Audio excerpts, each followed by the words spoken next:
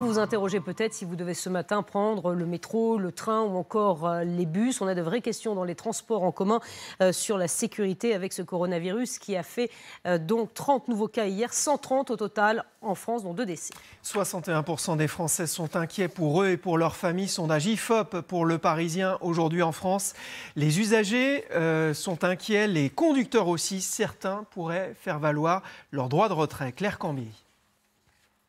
Matin et soir, un flot incessant de voyageurs. Les transports en commun, 65% des actifs parisiens les utilisent tous les jours pour se rendre au travail.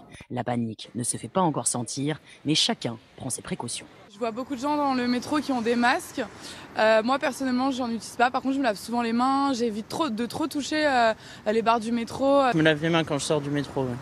Je ne touche plus les barres de protection. J'ai peur, surtout que j'ai pas de masque. J'espère ne pas l'attraper, mais au-delà de ça, je ne veux pas céder à la psychose et je vais continuer à me déplacer s'il faut.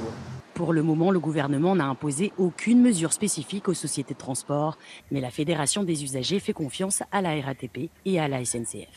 Ce sont des entreprises qui ont l'habitude de la gestion de crise, ce sont des entreprises qui ont déjà vécu d'autres situations comme le H1N1, etc.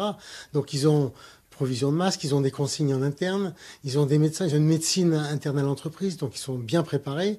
Et je crois qu'il faut suivre ce qu'ils vont nous dire. De leur côté, les médecins donnent des conseils simples.